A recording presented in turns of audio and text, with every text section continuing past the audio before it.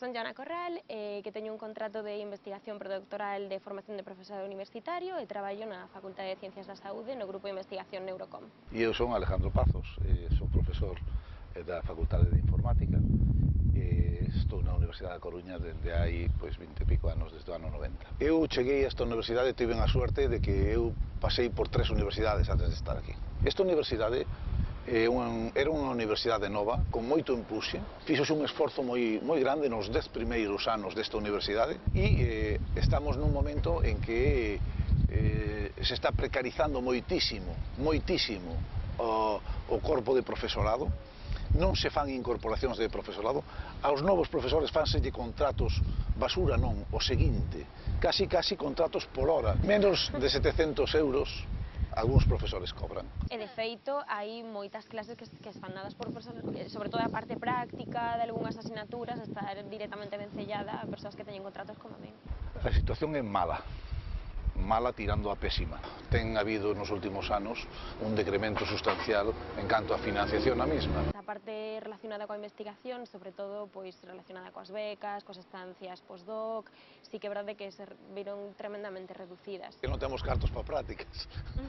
É obvio, acabamos de decir que hai xente con contratos absolutamente precarios. Sí, realmente a situación ten que mellorar para... É imposible así ter...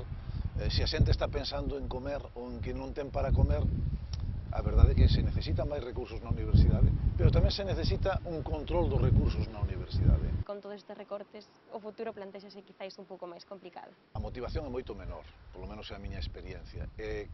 Quizá a formación tamén. Isto ven un pouco dado pola degradación que está sufrindo xeral esta universidade. A min enfádame moito que os alumnos non tomen rendas deste asunto e que se dediquen a outras cousas completamente alleas ou bastante alleas ao que debería ser a súa preocupación principal, que é a súa formación.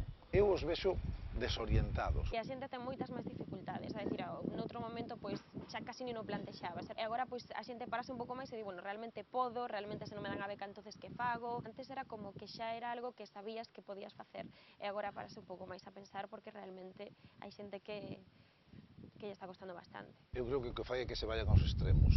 As dúas partes. As dúas partes, e que desaparezca a clase media. Habrá uns que se esforcen moitísimo máis e outros que estén aí a pasar o tempo casi. E que eu non é que me se tentada, é que penso que realmente é unha posibilidade para min, xa non é que quero plantexo, non, é que sabes que está aí e que é unha posibilidade moi cercana. Neste momento, que apatía que vexo no resto dos meus compañeiros ante as cousas que pasan na universidade. E con mal gestionada que está esta universidade, se tivera ahora a oferta que tiven hai 10, 12 anos, é posible que acollera que me marchara.